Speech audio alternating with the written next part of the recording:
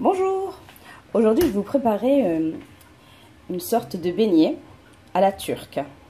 Donc pour cela, il vous faudra 1 kg de farine, je l'ai tamisée, une grande cuillère à soupe de sel, là j'ai mis du gros sel pour mettre du sel fin, une grande cuillère à soupe de levure sèche,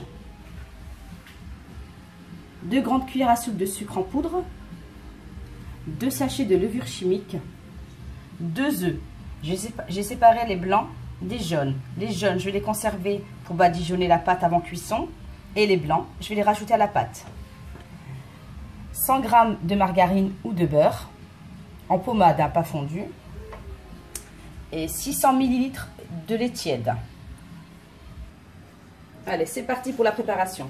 Je vais commencer à le faire à la main pour mélanger les ingrédients. Ensuite, je vais m'aider de la machine à pain pour la pétrir.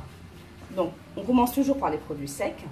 Là, je vais rajouter le sel d'un côté, la levure d'un autre côté, le sucre en poudre. C'est pas grave s'il va à côté de la levure, justement, ça va faire l'effet chimique pour que ça double de volume.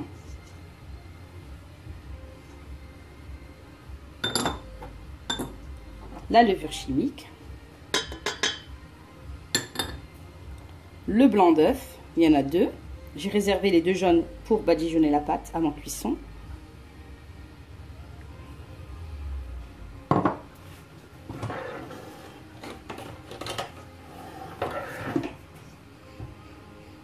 On mélange.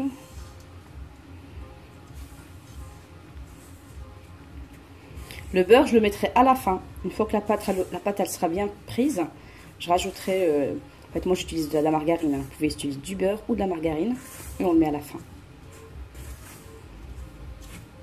Je vais mettre à l'aide d'une spatule. Voilà. Maintenant, je vais rajouter petit à petit le lait.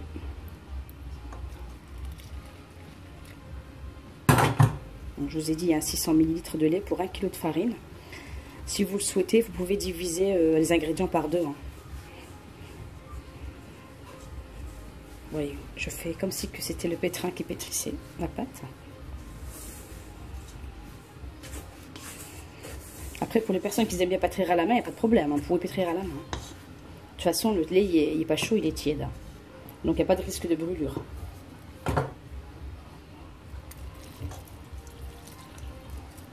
Je mets le reste du lait. Et c'est reparti.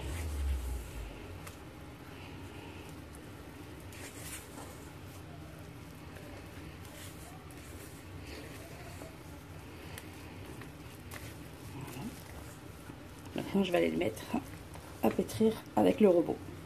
A tout de suite. Voilà, je l'ai mis au robot. Et là, je vais mettre à pétrir en vitesse 1 pour l'instant.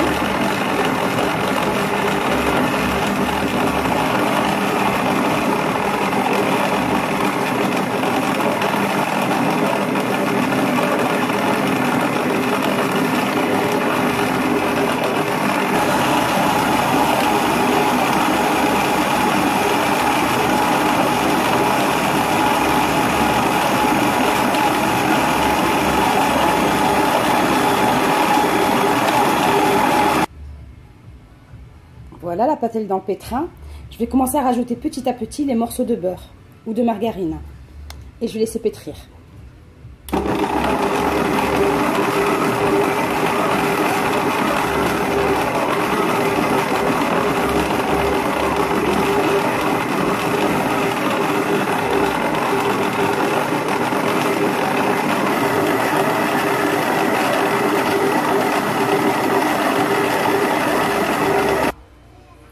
Voilà, au bout d'une dizaine de minutes, vous voyez la pâte comment elle est?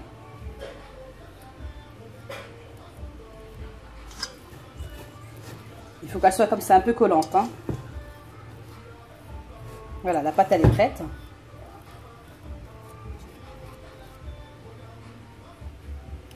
Voilà, j'ai mis du papier alimentaire, enfin du film alimentaire plutôt. J'ai couvert mon bol, je vais la laisser reposer.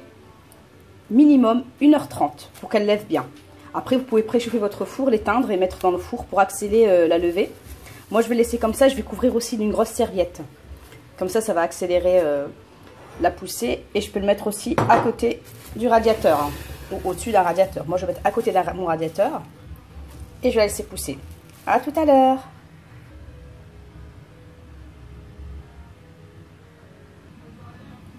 Dans les 2 jaunes d'œufs, j'ai mis un petit peu de lait.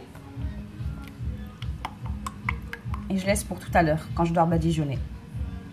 Alors, pour la farce, j'aurai besoin de coriandre. Je vais la ciseler à l'aide du ciseau qui cisèle plus rapidement et facilement. De la feta turque. Je vais l'émietter.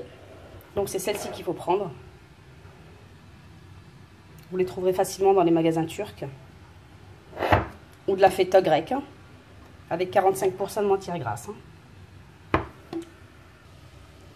Donc voilà le résultat. J'ai ciselé la coriandre, j'ai émietté la feta. C'est ce mélange-là que je vais mettre dans mes beignets. A tout de suite. Voilà la pâte, elle a bien gonflé. Je vais la dégazer. Je vais la couper en 3 boules. Je vais huiler mon plan de travail. J'ai préparé un couteau pour faire la découpe de mes escargots. On va procéder à la préparation. Voilà, je la dégaze.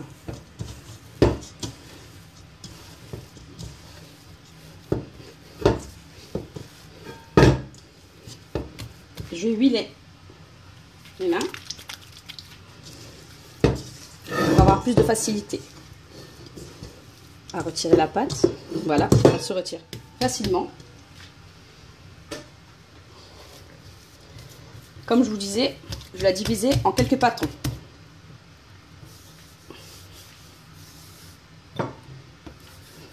On huile son plan de travail. Le couteau pour une meilleure utilisation.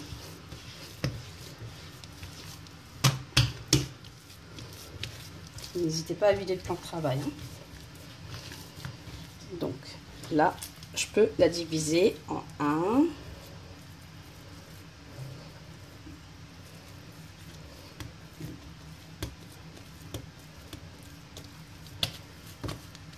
Voilà, ça me fait une pâte comme ça. Je la mets là. En 2. Vous voyez, elle se découpe facilement. Elle est facile à manier.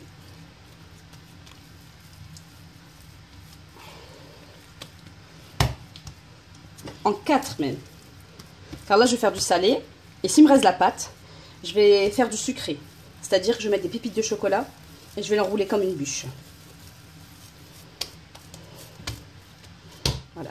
Ça me fait 4. Pour 1 kg de farine, ça me fait 4 bons morceaux de pâte.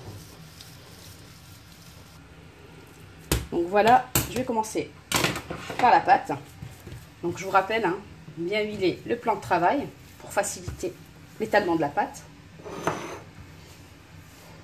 Et maintenant, j'étale. Je vais l'étaler en forme de rectangle. Toujours aller du centre vers l'extérieur.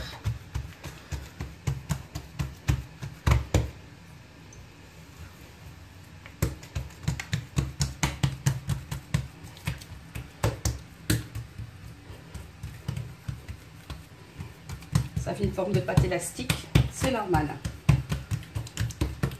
Vous voyez comment ça se passe? Voilà.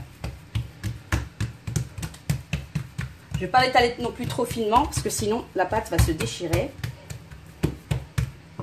Voilà, je badigeonne d'huile. Je vais prendre une cuillère pour mettre la farce. Donc on étale bien la farce sur toute la pâte, comme ça. On se poudre. Ensuite, si vous n'avez pas de la coriandre, vous pouvez mettre de la nette ou de la menthe séchée. La dernière fois, j'avais mis de la nette et de la menthe séchée, vu que j'avais pas de coriandre fraîche. Et là, j'étais en acheter pour faire avec la coriandre. Cet après-midi, je suis invitée, donc je vais prendre ça pour le goûter, en espérant que ça va plaire aux personnes chez qui je vais rendre visite. Voilà. Et maintenant, on enroule comme une bûche. Je vais me rincer les mains. Sinon, il reste de la coriandre et de la feta. Et donc on enroule.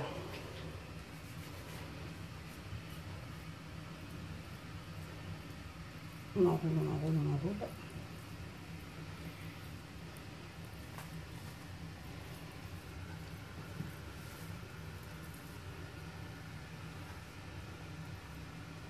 Faut pas avoir peur de la pâte, hein.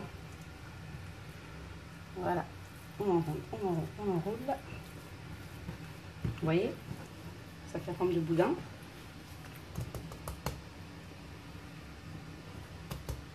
Et maintenant, je vais procéder à la découpe. J'avais préalablement huilé mon couteau. Je découpe.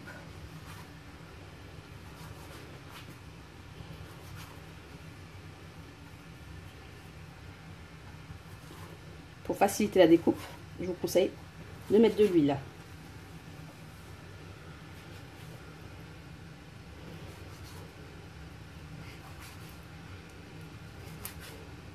Et après, je dispose sur du papier sulfurisé. Je vais encore laisser reposer 1h30 environ. Et je badigeonnerai du jaune d'œuf avec du lait que j'avais mélangé. Et je peux parsemer de graines de nigel, de sésame ou sans. C'est comme vous le souhaitez. Vous voyez ce que ça fait? Voilà. Je dispose. Ça fait une forme d'escargot.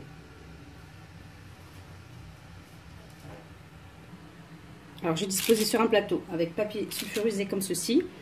Et tout doucement, on aplatit.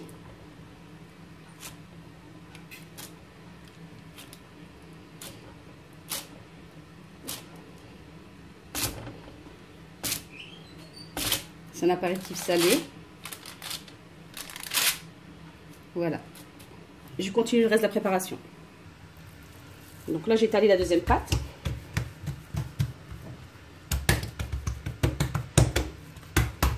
Vous voyez, comme je vous le disais, elle peut se fissurer. Donc, il ne faut pas étaler trop finement.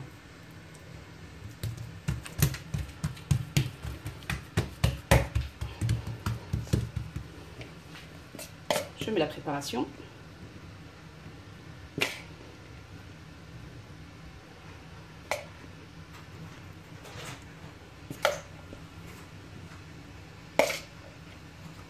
Et je vais enrouler.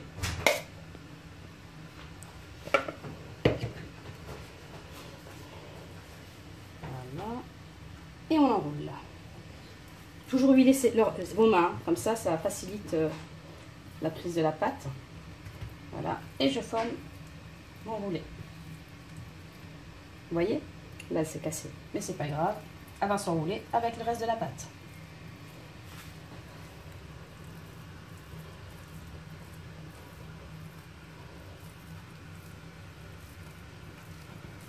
Et hop, je la ramène vers moi. Et hop. Hop, hop, hop. Et on fait comme ça.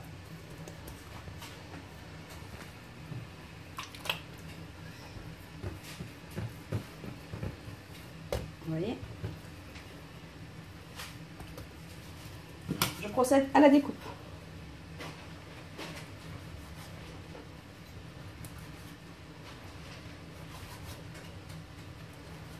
Après, vous pouvez faire plus gros, hein, mais moi, j'arrive pas à faire plus gros. Je fais toujours petit.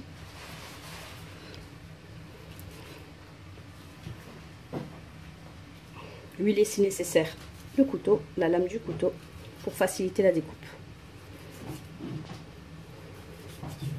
Voilà. Je vous montre encore ce que ça donne. Vous voyez? Voilà. C'est parti. Je dispose sur le plateau.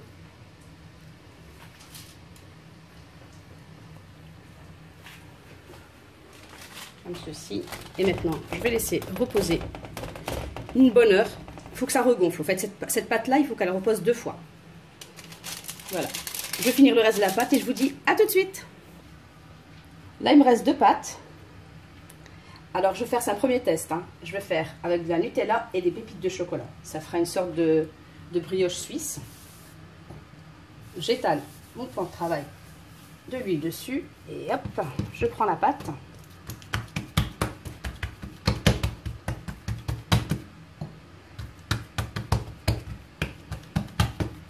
résultat.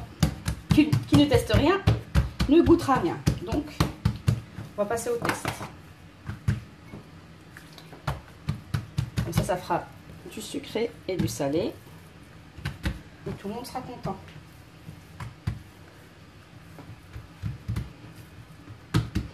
Même si ça forme des petits trous, ne vous inquiétez pas, vous allez rattraper la pâte en enroulant.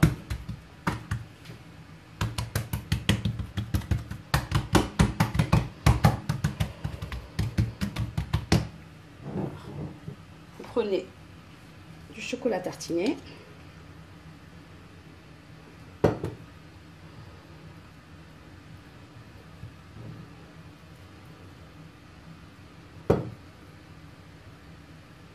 Étaler sur la pâte. C'est un peu galère à étaler, mais on y arrive. Quand on veut, on peut. Ne jamais baisser les bras. Toujours essayer. On n'arrive pas la première fois, on y arrivera la deuxième fois. Et ainsi de suite. Si on baisse les bras, on n'arrivera à rien. Donc même si vous ratez la première fois, n'hésitez pas à refaire. Toujours, toutes les recettes, hein, que ce soit dans la pâtisserie, dans les repas, dans les plats, n'hésitez pas à recommencer. Après, si vous n'aimez pas, c'est autre chose. Mais si vous aimez, recommencez à chaque fois jusqu'à temps que vous réussissez ce que vous souhaitez faire. Tant que c'est du fait maison, c'est très très important que ce soit fait maison. Donc j'étale comme ça.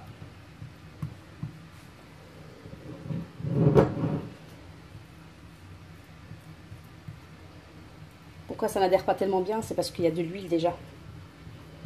Mais bon, pour moi, c'est suffisant pour le chocolat, car je vais rajouter des pépites de chocolat.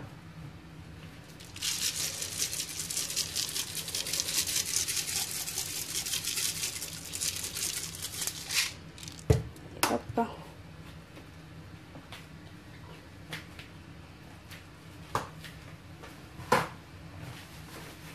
On s'essuie les mains pour pouvoir enrouler la pâte. Ça fasse un travail quand même propre. Voilà. Et hop. J'huile mes mains. Et c'est reparti. J'enroule.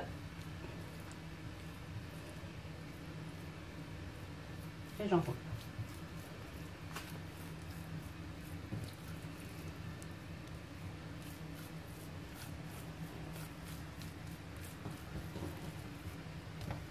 Voilà.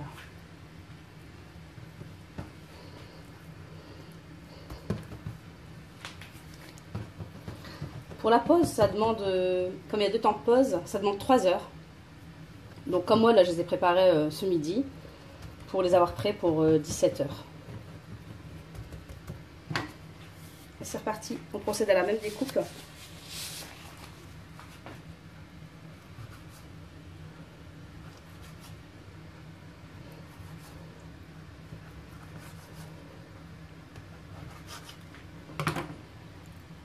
Vous voyez ce que ça donne?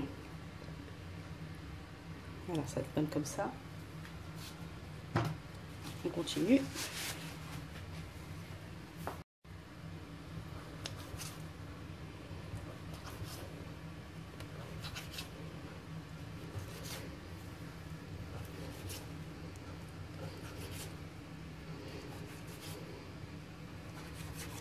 Voilà. Vous voyez? Petits escargots au chocolat. Il en faut pour tous les goûts, hein.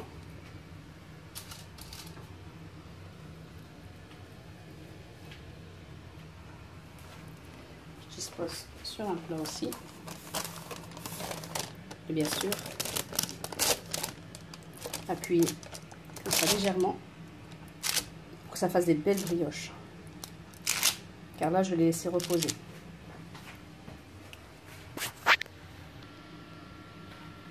Voilà le résultat.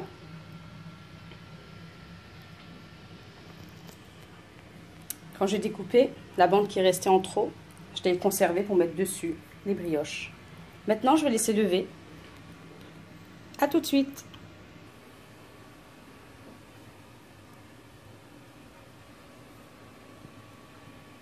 Alors voilà, j'ai laissé lever. Là, j'ai badigeonné du jaune d'œuf. j'ai parsemé de pépites de chocolat. Pareil, j'ai badigeonné de jaune d'œuf. J'ai parsemé de graines de nigel. Et c'est au goût, hein, c'est au choix. Si vous voulez rien mettre, vous ne mettez rien. Et là, j'ai mis des graines de sésame. J'enfourne à 200 degrés pendant une vingtaine de minutes. A tout de suite.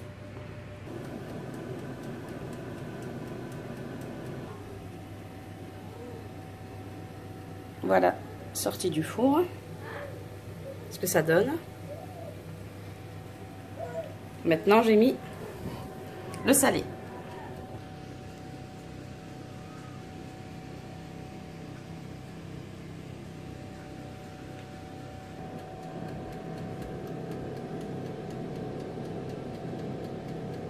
Là, les salés sont prêts. Ils viennent sortir tout juste du four. Donc voilà, ça c'était saupoudré avec des graines de nigel. Ceci avec des graines de sésame, ça donne ce résultat-là. Il faut bien les laisser dorer, hein. Et les sucrés. Prêts à partir. Pour passer une bonne soirée. Je vous dis à bientôt mes abonnés. On se revoit pour une prochaine soirée, pourquoi pas. Pour une prochaine recette. À bientôt. Au revoir.